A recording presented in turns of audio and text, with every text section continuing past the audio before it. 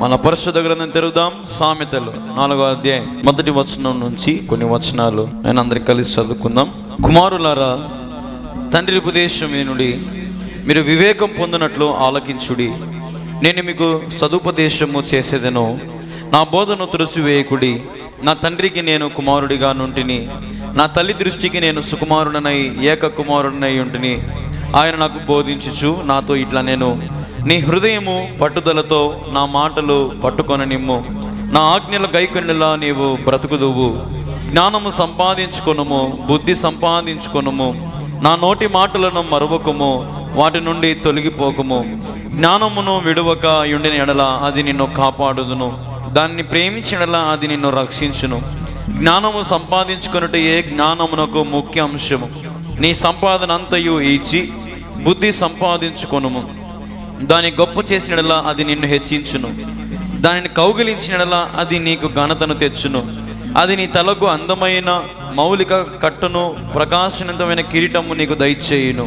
నా కుమారుడా, నీవు ఆలకించి నా మాటలు అంగీకరించినలా నీవు దీర్ఘాయుష్యవంతుడగుదువు. జ్ఞాన మార్గమును నేను నీకు బోధించి ఉన్నాను, యథార్థ మార్గంలో నిన్ను నడిపించుచున్నాను. నీవు నడుచున్నప్పుడు నీ అడుగు ఇకున పడదు, నీవు పరిగెత్తినప్పుడు నీ పాదము త్రొట్టిల్లదు.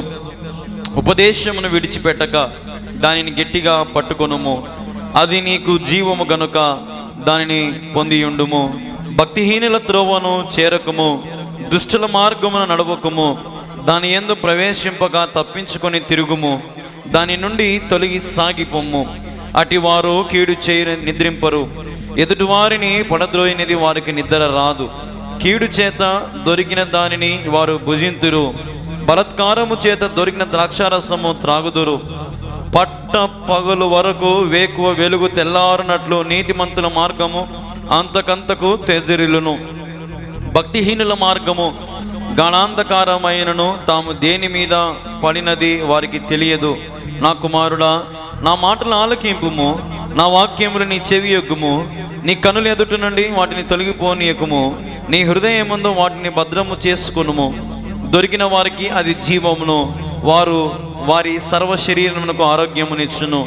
నీ హృదయంలో నుండి జీవధారలు బయలుదేరును. కాబట్టి అన్నిటికంటే ముఖ్యముగా నీ హృదయమును భద్రముగా కాపాడుకొనుము.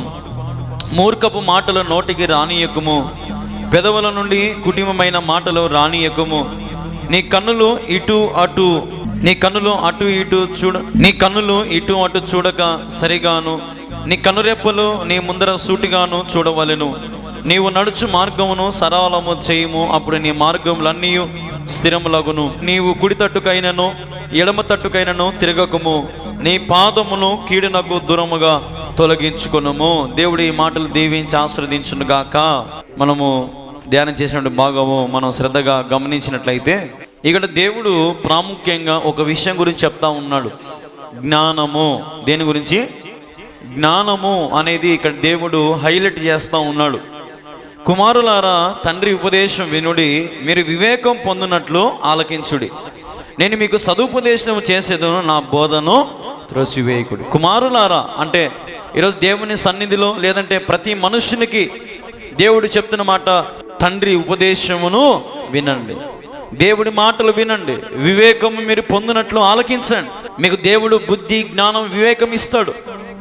దేవుడు అంటున్నాడు, నేను మీకు సదుపదేశం చేసేదను, నా బోధను త్రోసివేయకుడు. ఏం ఉపదేశం అంట ఇది?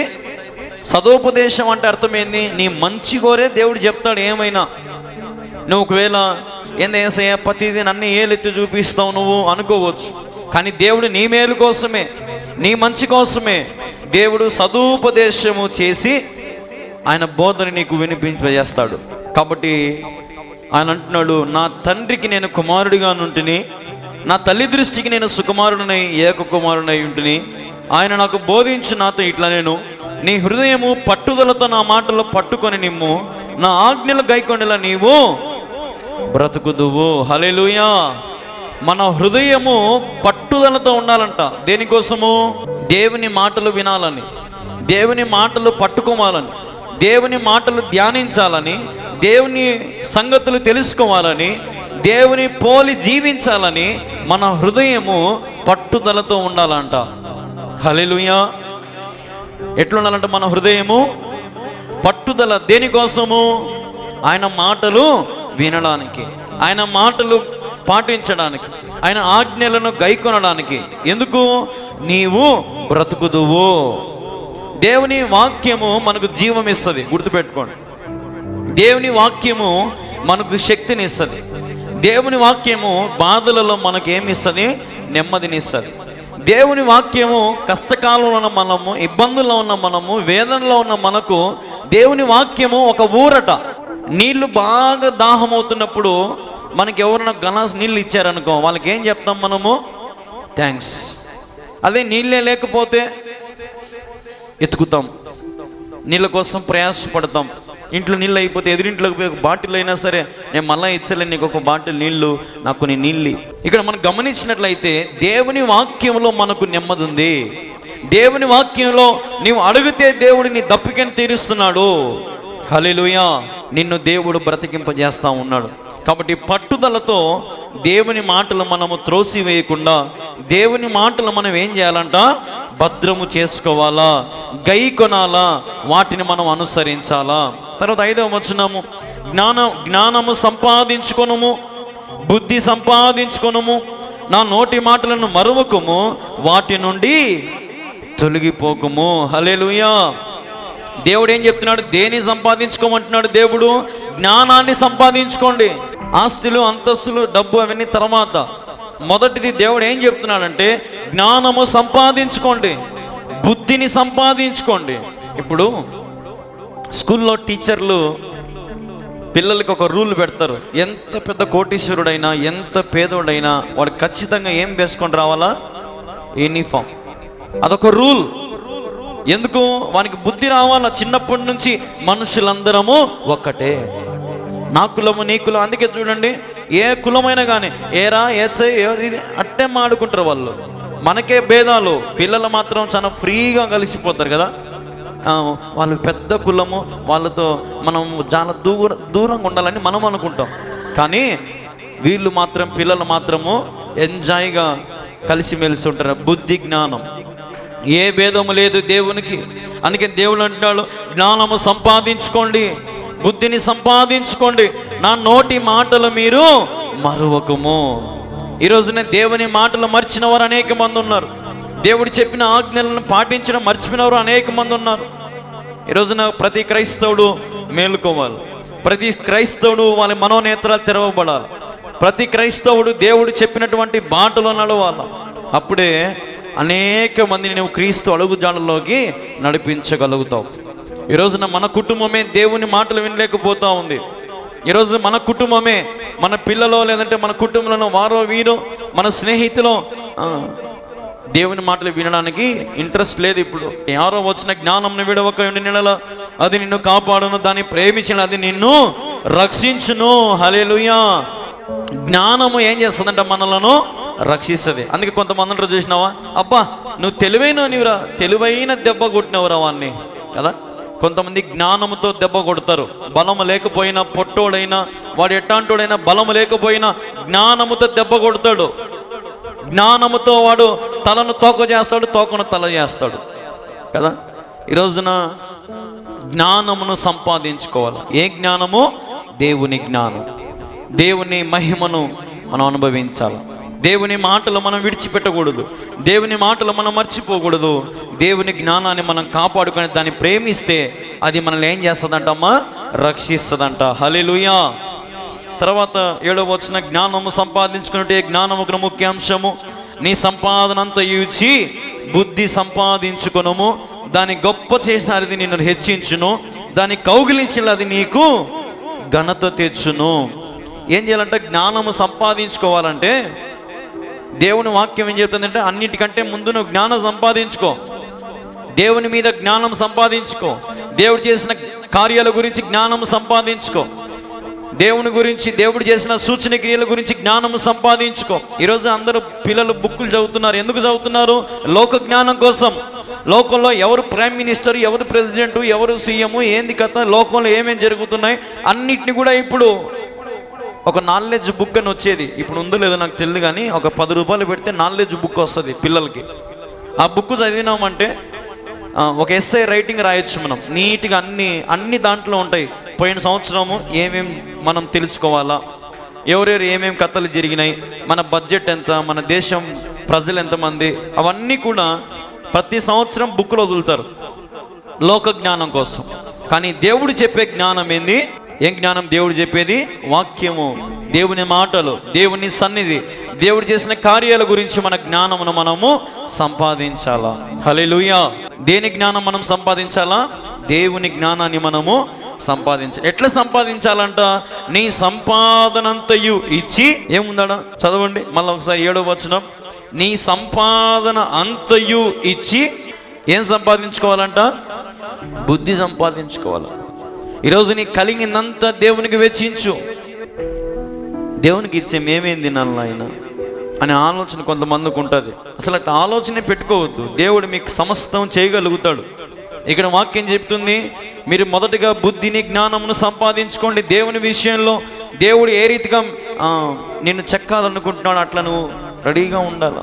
ఒక కుమ్మరతను ఏం చేస్తాడు? ఆ చక్రం మీద ఒక మట్టి ముద్దను తెచ్చి పెట్టి, ఆ మట్టి ముద్దకు ₹1 కూడా విలువ ఉండదు. నువ్వు కొనుక్కుంటావా? మట్టి ముద్ద అమ్ముతే కొనుక్కో. అతను ఆ కట్టె తిప్పి ఆ మట్టిని నీళ్లు పోసి ఇట్లా దాన్ని షేప్ చేస్తాడు. షేప్ చేసినప్పుడు అది విరిగిపోతుంది. మళ్ళీ దాన్ని అట్నే కడతాడు. మళ్ళీ దాన్ని అట్నే భద్రపరిచి అట్లా చేసి ఇటు చేసి లాస్ట్ ఒక దారం వేసి దాన్ని తీసినప్పుడు అదొక పాత్రగా మార్చబడుతుంది. దాన్ని కొలిమిలో పెట్టి అది చేసి ఇది చేసి దాన్ని మొత్తాన్ని కాల్సి అది గట్టిగా అప్పుడు దానికి ఏమొచ్చింది? విలువ వచ్చింది. కాబట్టి నీవు కూడా దేవుని విషయంలో నీకున్నదంతా వెచ్చించాల. ముద్దగా దేవుని దగ్గరికి రా, దేవుడు నిన్ను పాత్రగా మారుస్తాడు. హల్లెలూయా. దేవుని యొద్దకు దీన స్వభావంతో రా. దేవుని యొద్దకు నీకు ఎంత ఉన్నా, దేవా నా దగ్గర ఏమీ లేదు ప్రభువా, నీవిచ్చిన దాన్ని బట్టి ప్రభువా అని దీన మనసుతో సాత్వికమైన హృదయంతో దేవుని యొద్దకు రా. దేవుని నిన్ను గొప్ప పాత్రగా చేస్తాడు. దేవుని స్థితిగతులను మారుస్తాడు. నీకు బుద్ధిని జ్ఞానమును దేవుడు ఇస్తాడు. దేవునికి మంచి తెలివితేటలు ఇస్తాడు. ఏ సమయంలో ఎట్లాంటి డెసిషన్స్ తీసుకోవాలో, ఎటువంటి ఆలోచన నీవు తీసుకోవాలో దేవుడు నీకు నిర్ణయిస్తాడు. దేవునికి ఆలోచన చెబుతాడు. కాబట్టి చూడండి 9వ వచనం, అది నీ తలకు అందమైన మాలిక కట్టును, ప్రకాశమైన కిరీటము నీకు దయచేయును. హల్లెలూయా. జ్ఞానవంతునికి ఇప్పుడు ఉదాహరణకి స్కూల్లో లాస్ట్ బెంచ్ వాళ్ళకి ప్రైజులు ఇచ్చారా? ఫస్ట్ బెంచ్ వానికి ప్రైజులు ఇచ్చారా? ఎందుకు? వాడు బాగా చదువుతాడు, వానికి జ్ఞానం ఎక్కువ. రాత్రి పగులు హోంవర్క్ చేస్తాడు. రాత్రి పగులు ఎగ్జామ్లు అంటే చాలా కష్టపడి చదివి అదే లాస్ట్ బెంచ్ వాడు ఏం చేస్తాడు? జ్ఞానమును మనము సంపాదించాలి. దేవుడు అంటాడు, మీకు జ్ఞానము కొదవైన నన్ను అడుగుడి, నేను మీ జ్ఞానమును ఇస్తాను. ఈరోజు మీ జ్ఞానం కొదవైందేమో, ఇక్కడున్న పిల్లలైనా పెద్దలైనా యవనస్తులైనా ఏం చేయాలో దిక్కుతోచని స్థితిలో ఉన్నారేమో. ప్రభువుని అడగండి. ప్రభు మీకేమిస్తాడో? జ్ఞానముని ఇస్తాడు. జ్ఞానవంతురాలు ఇల్లుని ఏం చేస్తుందంట? కడుతుంది. 3 రాళ్ళు ఇంటిని ఏం చేస్తుంది? కూల్చుకుంటాయి. జ్ఞానమే చాలా ఇంపార్టెంట్. తెలివితేటలు చాలా ఇంపార్టెంట్. ఎప్పుడు ఏ రీతిగా మలుచుకోవాలో అట్లా మలుచుకోవాలి మనం. ఎప్పుడు ఎట్లా మాట్లాడాలో అట్లా మాట్లాడాలి మనం. కొంతమంది చూడండి, సమయం సందర్భం ఉండదు, సడన్గా మధ్యలో దూరుతారు, తిట్టించుకుంటారు, గమ్మున ఎనికిపోతారు. కొంతమంది బుద్ధి అట్లుంటుంది. నీకు ఇప్పుడు ఎందుకు వచ్చినావు, నువ్వు పో పక్కకు పో అంటారు. జ్ఞానం ఉండదు. పోరా తెలివి తక్కువడా, నీకేం తెలియదు, ఏం తెలియదు, పక్కకు పో కదా. ఈరోజున జ్ఞానమును మనము సంపాదించాలి. ఎందుకంట అది నిన్ను గొప్ప చేసి, అది నిన్ను హెచ్చించి, అది నీ తలకు ప్రకాశమైన కిరీటము నీకు దయచేస్తుందంట. హల్లెలూయా. ఇప్పుడు స్కూల్లో ఫస్ట్ బెంచ్ అని పేరు పెట్టి పిలుస్తాడు. పేరు పెట్టి సార్ పిలిచి, ఇదిగో పలానోడు ఈరోజు మన స్కూల్కి పేరు తెచ్చినాడు, వీడు నెంబర్ 1 అని చెప్పి అందరి ముందర మనకు ఒక పథకం ఇస్తాడు. అది వాడి చేతి చూపించా నేను సాధించిన ఘనత. ఈరోజున జ్ఞానము కలిగిన వానికి కిరీటం దేవుడు ఇస్తాడు. ఈ లోక జ్ఞానము కంటే దేవుని జ్ఞానము గొప్పది. బైబిల్ జ్ఞానము గొప్పది. బైబిల్లో ఉన్నటువంటి చరిత్రను చదవండి. బైబిల్లో ఉన్నటువంటి ప్రతి అణువున. ఇప్పుడు కొంతమందికి ఒక మాట అంటారు, నాయనా మాకు బైబిల్ చదివేది రాదు, ఎట్లా చదవాలా? ఇప్పుడు మచ్చుగా యూట్యూబ్లో కూడా వచ్చినాయి బైబిల్ అన్నీ. నువ్వు ఏం కథ అడిగితే ఆ కథ బైబిల్ ఇప్పుడు యూట్యూబ్లో వచ్చింది. మోషే గురించి అంటే మోషే గురించి వచ్చింది, యూదా గురించి అంటే యూదా గురించి, అట్లా అన్నీ ఇప్పుడు యూట్యూబ్లో వచ్చినాయి. యూట్యూబ్లో నానొకటి చూసే బదులు ఇవి చూడండి. యూట్యూబ్లో నానొక తలంపులు, నానొక పాటలు, నానొకటి ఏంటంటే చూసే బదులు దేవుని గురించి వినండి. ఎన్నో మర్మాలు ఉన్నాయి. ఎంత విన్నా తనువు తీరనంత జ్ఞానము దేవుడు మనకిస్తాడో. హల్లెలూయా. తనివి తీరనంత జ్ఞానము, అంత లోతులోకి దేవుడు మనల్ని తీసుకెళ్తాడు. ఇప్పుడు ఇక్కడ కర్ణాటకలో KGF అని ఒక బంగారు గని ఉంది. బంగారు గని అక్కడంట దాదాపుగా ఒక 3000 మీటర్లు, అంటే దగ్గర 30-40 వేల అడుగుల లోపలలో మనుషులు రోజు పొద్దునే పోతారు, సాయంత్రం బయటికి వస్తారు. ఎందుకంటే లోపలనే బాంబులు పెట్టి వాటిని కొట్టి తీసి ఒక రోజంతా కష్టపడితే వారికి ఒక అర్ధ కేజీ బంగారు దొరుకుతుందంట. అర్ధ కేజీ బంగారు. లోతులో ఏముంది? విలువైనటువంటి బంగారం ఉంది. దేవునిలో కూడా నువ్వు లోతులో వెళితే విలువైన సంగతులను దేవునికి బయలుపరుస్తాడు. ఊరిక పైపైన చూసి అబ్బా బైబిల్ ఎంత దేవుడు నాతో మాట్లాడినాడు, దేవుడు నాకు వాగ్దానం చేసి పైపైన కాదు, లోతులోకి వెళ్ళండి. లోతులోకి వెళితే గూఢమైన ఆశ్చర్యమైన సంగతులను దేవుడు నీకు బయలుపరుస్తాడు. అట్లాంటి జ్ఞానం నీకు ఇస్తాడు దేవుడు. ఎంతోమంది బైబిల్ పండితులు ఉన్నారు. బైబిల్ గురించి అట్లా బైబిల్ తీయకుండానే టక వాక్యాలు చెప్పేవాళ్ళు ఉన్నారు. ఇప్పుడు లోతులకు వెళ్ళాలి. దేవుని జ్ఞానం సంపాదించండి. నాయనా స్కూల్కి పో. ఎందుకు? స్కూల్కి పోతే ఉద్యోగం వచ్చేది, కాలేజీకి పోతే ఉద్యోగం వచ్చేది, మంచి భార్య దొరుకుతుంది, మంచి ఇల్లు కొంటావు, కారు కొంటావు, అన్ని కొంటావు, బాగానే ఉంది.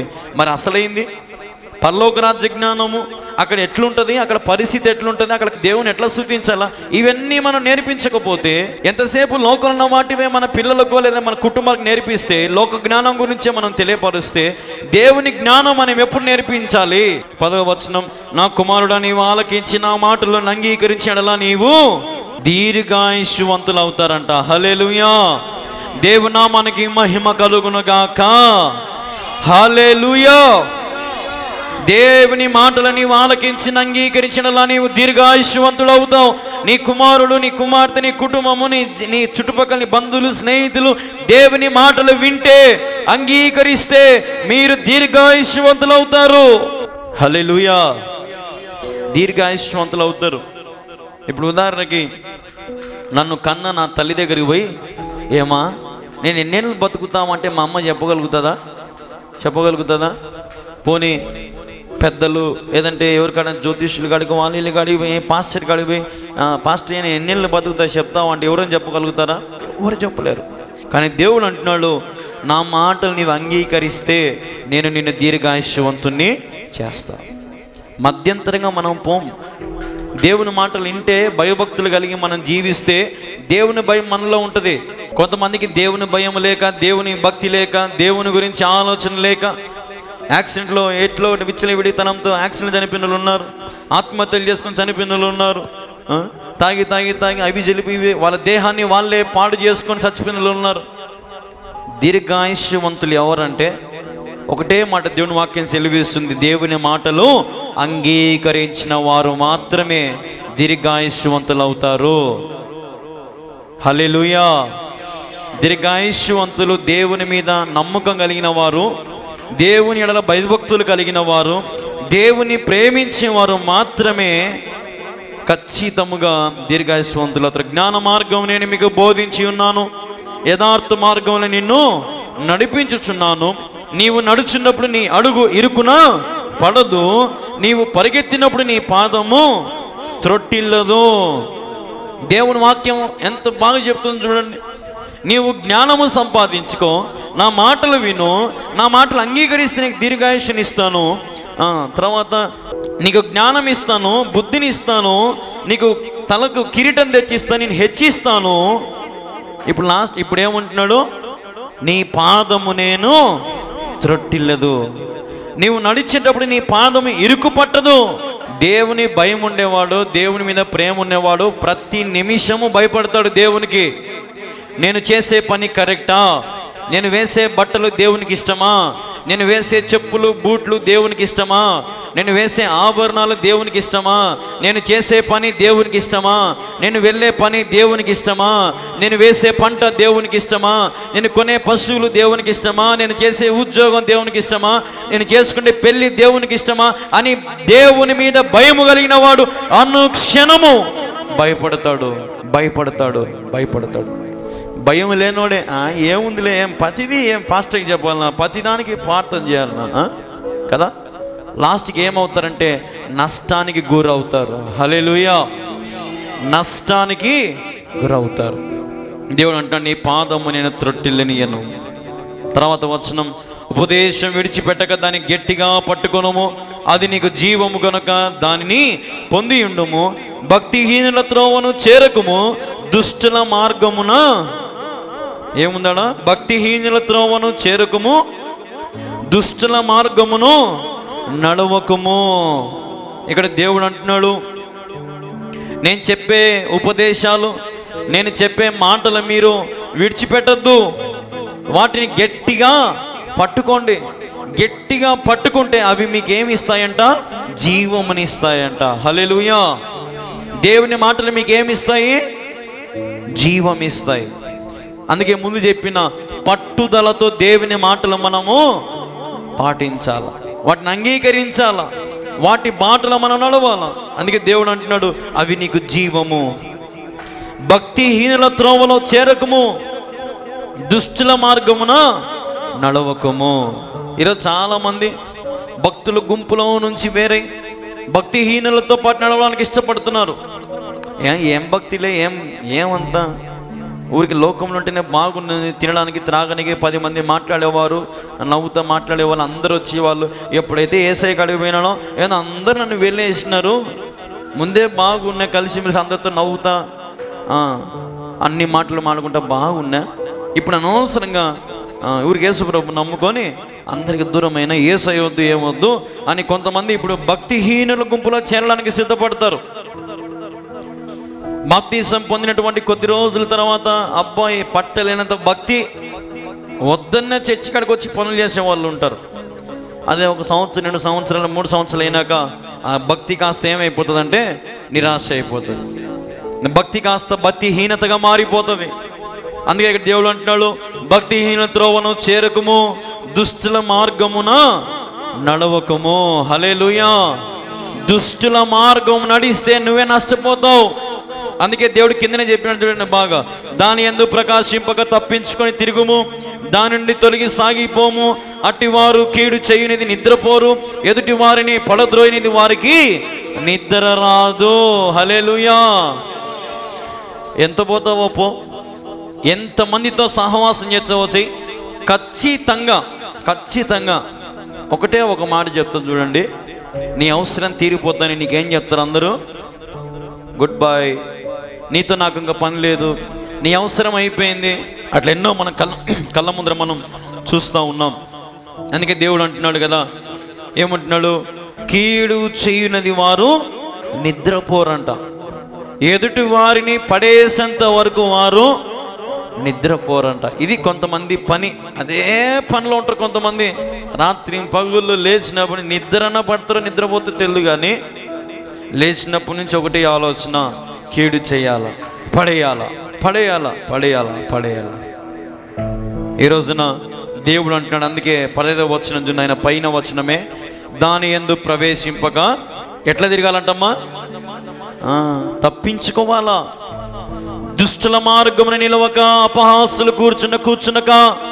యెహోవా ధర్మశాస్త్రము దీవారాత్రము దాన్ని ధ్యానించుచు. హల్లెలూయా.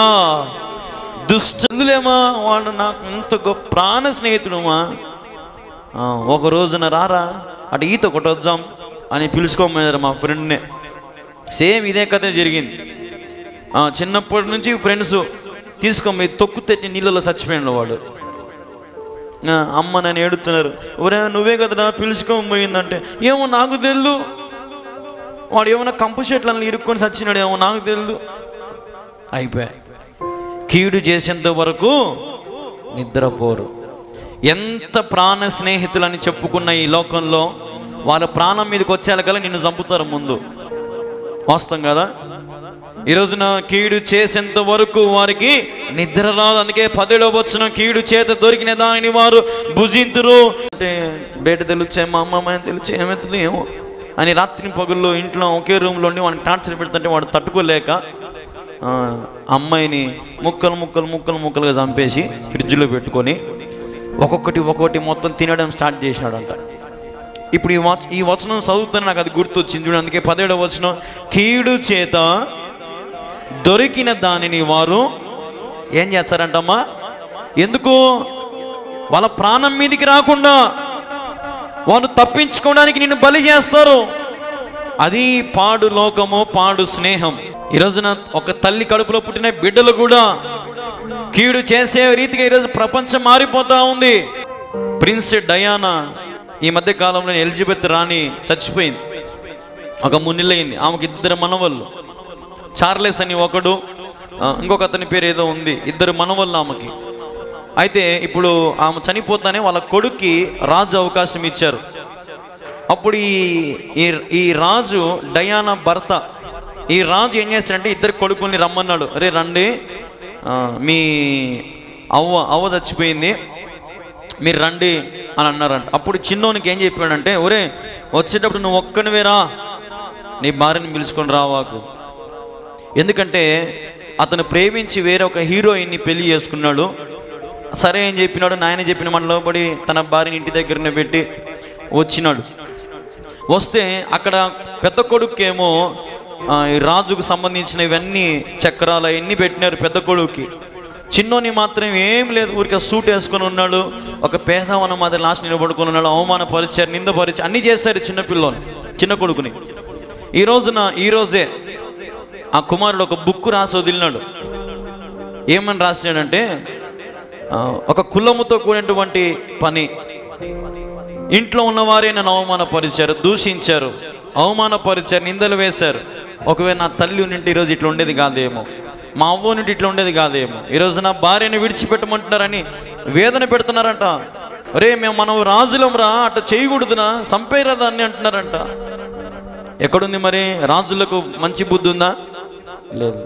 ఊరికే మనం బయట నుంచి ఎంత పెద్ద కోటని మనం అనుకుంటాం, కానీ కోట లోపల ఎన్ని జరుగుతాయో, ఏ ఇంట్లో ఎన్ని సమస్యలు దాగున్నాయో మనకు తెలియదు. మన ఊరికి అందరం బాగుండరు కదా, బాగుండం నాయన అంటారు, కానీ లోపల తెలుస్తుంటది ఏం బాగుండంలే.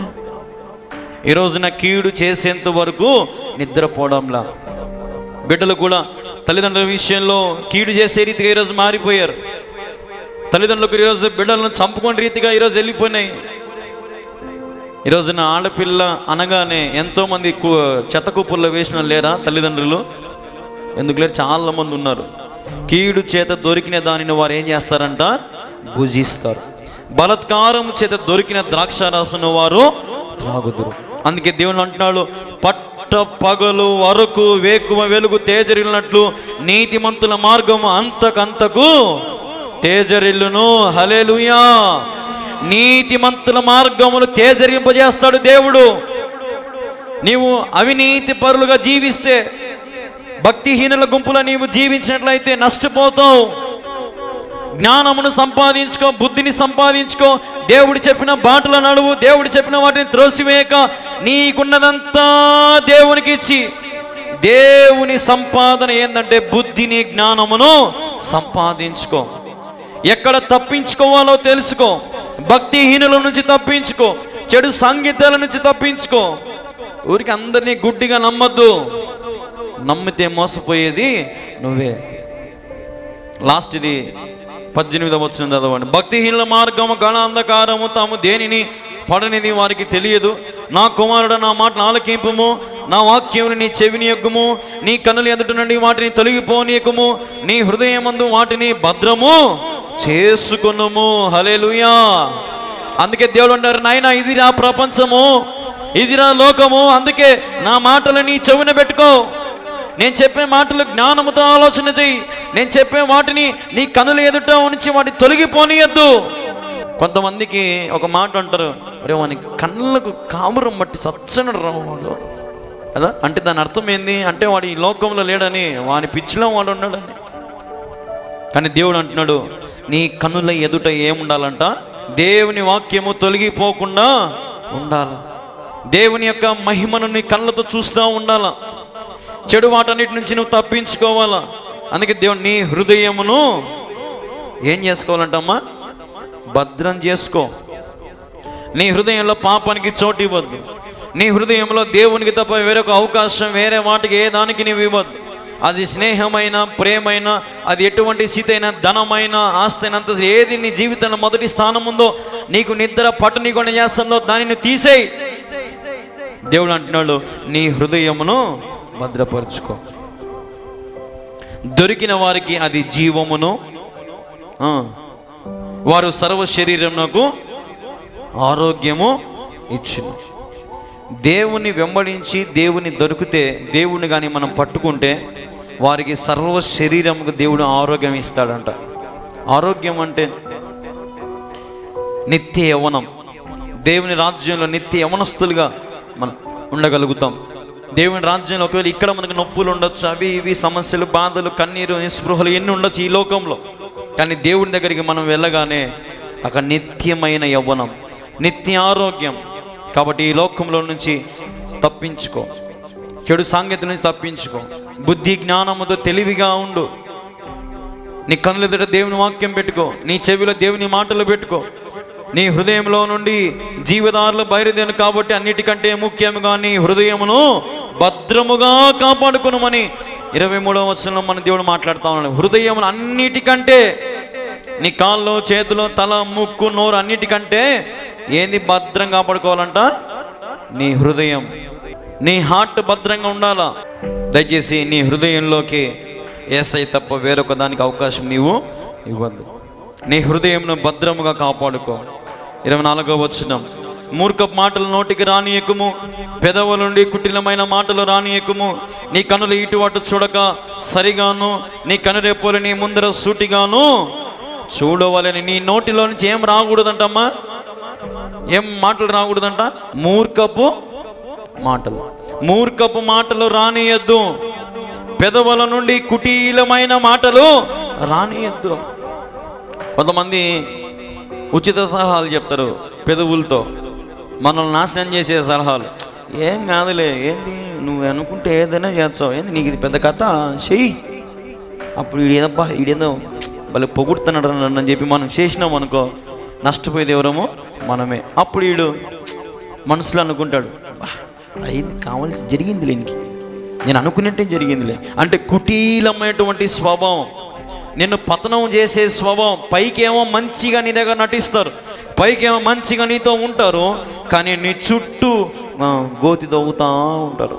అందుకేందని మనం చూసుకున్నాం, భక్తిహీనులు నీ పతనము కోరేంత వరకు నిద్రపోరు.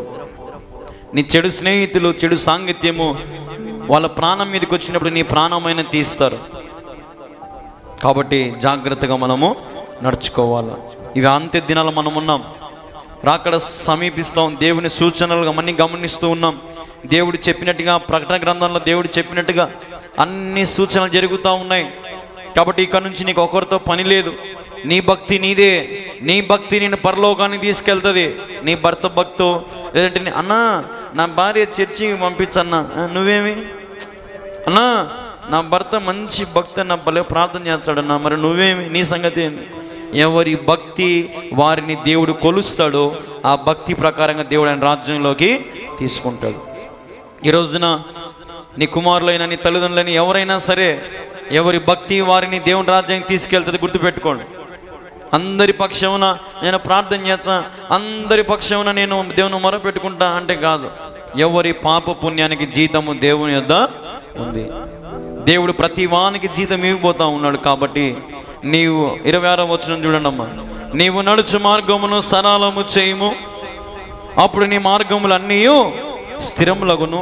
నీవు కుడి తట్టుకైనను ఎడమ తట్టుకైనను తిరుగకుము, నీ పాదమునకు కీడునకు దూరముగా తొలగించుకొనుము. హల్లెలూయా. నీవు నడుచు మార్గం ఎట్లుండాలంటమ్మా? ఎట్లుండాలంట నీవు నడిచే మార్గము? మనం ఏమని చేస్తామంటే ఎక్కువ ప్రార్థన, దేవా ఎదుగు ప్రభు నా మార్గమును సరళము చేయి ప్రభు కదా. కానీ దేవుడు అంటున్నాడు ఇడ నువ్వే సరళం చేసుకోవాలంట. నీవు నడుచు మార్గమును సరళము చేయుము అనుందా, చేస్తా అనుందా? చెయ్యుము అంటే దాని అర్థం ఏంది? నువ్వు పోయేదాళ్ళ రాళ్ళు వస్తే నువ్వే వంగి తీసుకొని పక్కన పెట్టాలి, తప్పించుకోవాలా. తెలివితో జ్ఞానముతో నువ్వు వేసే ప్రతి మార్గమును సరళము నువ్వు చేసుకోవాలా. అప్పుడు దేవుడు అంటున్నాడు నీ మార్గములన్నీ స్థిరములగును. స్థిరపరుస్తాడు మన దేవుడు. ఇప్పుడు ఇల్లు కట్టేటప్పుడు అసలు ఇల్లు నిలబడాలంటే అన్నిటికంటే ముఖ్యమైనది ఏంది? గుణాది, బేస్మఠం స్థిరంగా ఉండాలంటారు. అందుకే బలంగా కట్టు, 100 ఏళ్ళు ఉండాలా కదా, స్థిరముగా ఉండాలి. అందుకే దేవుడు అంటున్నాడు నీ మార్గములన్నిటిని నేను స్థిరపరుస్తాను. అందుకే నీ మార్గం నేను లాస్ట్ అండ్ ఫైనల్ ఒకటే ఒక మాట చెప్పి ముగిచ్చేస్తా. ఇవన్నీ నీలో జరగాలంటే నీవు కుడికి కానీ ఎడమకు కానీ తిరక్కోకుండా నీ పాదము కీడుకు దూరముగా తొలగించుకో. కొంతమంది దిక్కుచూపులు ఇట్టా కదా, వాక్యం చెప్పేటప్పుడు శ్రద్ధగా మనసు పెట్టుకుని ఇందామని ఉండదు. అప్పుడే ఒక దోమ వచ్చి మాలింటుంది, అట్ట కొట్టింటాడు, అయిపోయి ఇంకా దోమ మీదకి మనసు పోయింటుంది. కొంతమందికి అది ఇది మాట్లాడతాం వాళ్ళ నీళ్ళు చూసుకుంటే మధ్యలో వాక్యం సగం ఎగిరిపోయి ఉంటుంది. ఊరికి హల్లెలూయా హల్లెలూయా కదా. ఏం విన్నాము దాన్ని మనం ఏం చేయాలంట? కుడికి కానీ ఎడమకు కానీ తిరగకుండా లగ్నం చేసుకోవాలా మనసుని. మనం మళ్ళీ అవకాశం వస్తుందో రాదో మనకు తెలియదు, రేపటి దినం ఉందో లేదో మనకు తెలియదు, మన భవిష్యత్ ఏందో మనకు తెలియదు. ఈ క్షణమే మన చేతిలో ఉంది. కాబట్టి భక్తిహీనుల నుంచి దూరముగా నీ మార్గంలో ఏదైనా కీడు ఉందేమో వాటిని సరళము చేసుకో. కుడికి కానీ ఎడమ కానీ తిరగకుండా నీ పాదము ఇరుకులో పడకుండా నీ పాదము త్రొట్టెలు నీకున్న దేవుడు కాపాడుతాడు, నేను భద్రపరుస్తాడు. అయితే నీ హృదయము పట్టుదలతో దేవుని మాటలు పట్టుకోవాలి. నీ హృదయంలో అన్నిటికంటే నీ హృదయమును నువ్వు భద్రపరచుకోవాలా. నీ నోటితో చెడు మాటలు, మూర్ఖపు మాటలు, నీ పెదవులతో కుటిలమైన మాటలు నీవు పలకద్దు. అంటే దాని అర్థం ఏందిగా? నిలువెల్లా మనం ఎట్లుండాలి? ఇప్పుడు పరిశుద్ధంగా, నిష్కలంకంగా, యథార్థంగా నీతి అనే కవచాన్ని మనము ధరించుకోవాలి. హల్లెలూయా. మనలో కొంచెమైనను పాపముండిన యెడల దేవుని రాజ్యానికి మనము వారసులము కాలేము. ఇప్పుడు క్లాస్లో టీచర్ ఏమంటుందంటే ఒక పినుసు తీసుకొని ఒక పినుసు తింటే అంటారు. ఎందుకు మేడం అంటే పినుసుద్దా ఫస్ట్ పినుసుద్దా రే ఎవరు అరసద్దు అంటున్నా. పిన్ డ్రాప్ సైలెన్స్ అని ఒక పిన్ను కింద వేస్తుంది. పిన్ను కింద వేసినప్పుడు అందరు ఎట్లా అయిపోతారంటే అప్పుడు ఆ పిన్ను కింద పడతానే అని సౌండ్ వస్తుంది అందరికీ. పిన్ డ్రాప్ సైలెంట్ అంటే కొంచెము కూడా అల్లరి అనేది ఉండదు క్లాస్లో టీచర్లు చెప్పేటప్పుడు. అట్లా దేవుని దగ్గరికి మనం పోవాలంటే నిలువెల్లా మనలో కూడా ఏ పాపము కూడా ఉండకూడదు. ఎట్లనైనా మనం పాపంతోనే కదా పుట్టిందంటే, నువ్వు పుట్టక ముందే దేవుడు నీ ప్రతి పాపాన్ని ఏం చేశాడు? ఆయన కడిగి పవిత్రపరిచాడు. కాబట్టి నీవు పాపివి కాదు. అయితే మనం కొన్ని చిన్న చిన్న పొరపాట్లు చేస్తాం, మనుషులమే కాబట్టి. వాటిని మనం ఏం చేయాలంటే దేవుని సన్నిధిలో అవకాశం వచ్చినప్పుడు అల్లా మోకరించి, దేవా ఎదుగు ఈ తప్పు చేశాను, నన్ను క్షమించు అటని చెప్పి ఇంకా ప్రతి వారం ప్రతిరోజు అదే ప్రార్థన చేస్తే దేవుడు కూడా ఒప్పుకోడు. మార్పు అనేది కావాలి దేవుడు. భక్తిహీనత నుంచి మార్పు కావాలి దేవునికి. నీ హృదయము కుడికి ఎడమకు తిప్పుకుంటారు కొంతమంది. రెండుసేపు దేవుడుగా, రెండుసేపు సైతాను, రెండుసేపు వీళ్ళు, రెండుసేపు దేవుడు, రెండుసేపు సైతాను. దేవుడు అంటున్నాడు, కుడికి ఎడమకు నీవు తిరగద్దు, నీ దృష్టి నా వైపు పెట్టుకో. దేవుడు చెప్పినట్టుగా నీ జీవితాన్ని దేవునికి అప్పగించుకో. నీ కుటుంబాన్ని దేవుడు పోషిస్తాడు. నీకున్న ప్రతి సమస్యని దేవుడు నిన్ను పోషిస్తాడు. దేవునితో వెరీ చేస్తే నువ్వు చేస్తే దేవుడు ఒక ఫుట్బాల్ ఆడితే అన్నో భయపడతావు. జాగ్రత్త. మళ్ళీ నీవు కోలుకోవాలన్నా డాక్టర్లు 100 మంది డాక్టర్లు దిగినా నువ్వు కోలుకోలేవు. అదే దేవుని కోపం. కాబట్టి దేవుని కోపానికి మన పాత్రం కాక మునుపే ఈ రాత్రి ఈ సమయంనే మనం చేసిన ప్రతి అతిక్రమమును ప్రభు దగ్గర ఒప్పుకొని, ప్రభు నా జ్ఞానముని బుద్ధిని ఇక నుంచి నేను తప్పించుకొని తిరుగుతా ప్రభు. నేను నా జీవితంలో ఎటువంటి మలినాన్ని అంటించుకోను, నా దేహానికి ఎటువంటి పాపమును అంటించుకోను ప్రభు. ఇక నుంచి నీవు నాకు ఇచ్చిన కుటుంబాన్ని బాధ్యతగా చూసుకుంటాను. నీవు నాకు ఇచ్చిన పనిని జాగ్రత్తగా చేస్తాను. నీ సేవలో, నీ సంఘం విషయంలో, అన్నిటి విషయాలలో ప్రభు నేను నమ్మకంగా ఉంటాను ప్రభు. ఇక నుంచి నా మనసు కుడికి కానీ ఎడమగా త్రిప్పుకోను ప్రభు. నా హృదయాన్ని నేను భద్రపరుచుకుంటాను యేసయ్యా అని ఈ రాత్రి నువ్వు అడిగినట్లయితే దేవుడు నీకు సంపూర్ణమైన జ్ఞానమును, బుద్ధిని, వివేచనను దేవుడు మనందరికీ దయచేయునుగాక. హల్లెలూయా.